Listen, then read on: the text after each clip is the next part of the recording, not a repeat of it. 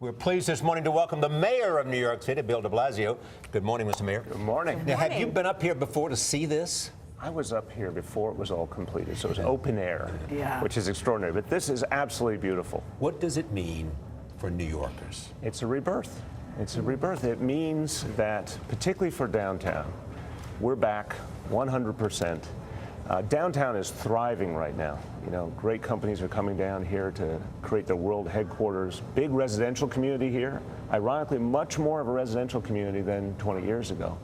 And it's a great moment. It really says that we have turned a corner once and for all. And those that sought to attack us have lost once again. Now, I was talking to one of the people that works in the building. He said, for me, it's a metaphoric fist pump. Yes. And I thought that's such a good way to That's describe beautiful. it. Isn't that? I thought that was very well said. Yeah, and it's, look, there's such energy now downtown. And we're very proud as New Yorkers, and we should be proud as Americans of our resiliency.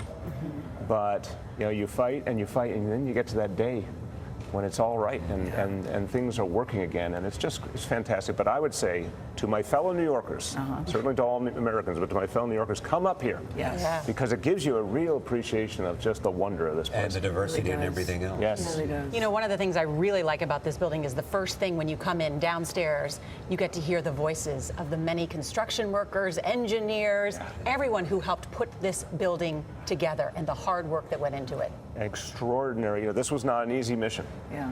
And they did an incredible job.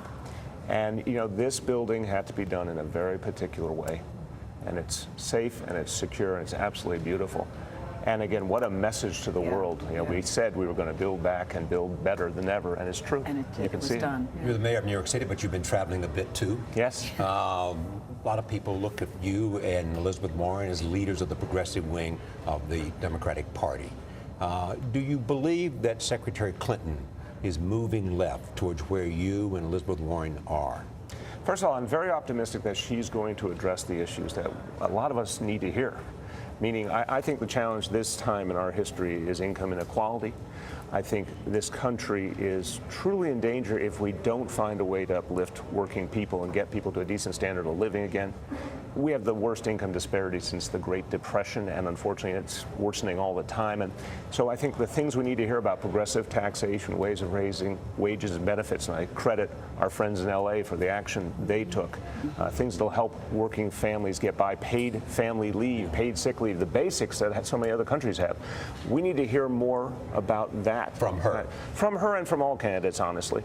But what will it I'm take optimistic. for you to endorse her? You know, many people in the Clinton camp say they felt bruised and betrayed that you haven't endorsed her so far since you had worked so closely with her. Should they feel that way? No, they shouldn't. I think the world of her. And I think actually her history is a very progressive one. I particularly point to 1993 when she took on the insurance companies to try and achieve health care reform, way ahead of when it was actually finally done. I think she has a very strong progressive history. I think she's one of the most qualified people ever to run for the office. But I think it's absolutely normal to want to hear a vision for how to address what I think is the central challenge. You haven't heard that yet. No, and it's early. I was impressed by some of the things she said in Iowa. I was certainly impressed by her speeches on criminal justice reform and on immigration reform. But I think it is normal. By the way, I would say this about any candidate. In this time we're in, we actually need to hear a specific vision for change. And by the way, one other thing, the Republican candidates are talking about income inequality, which I appreciate. We're going to hold, a group of us progressives are going to hold a presidential forum in the fall, asking candidates of both parties to come together and actually provide a sense of solutions on income inequality. Mouthing the words is good, but we have to talk about real solutions. I think progressive taxation, things like the Buffett rule, are one of the necessary components for the change, and I think we should hear that from all candidates. $15 an hour is an appropriate minimum wage? As LA just did. Yes, think about it this way. We, I think, all used to think minimum wage meant a wage you could live on.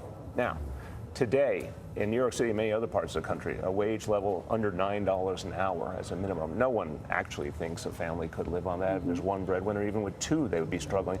That's why when you think about $15 for a lot of parts of the country, it is an organic minimum, and a minimum. We'd like to see a lot of people do better.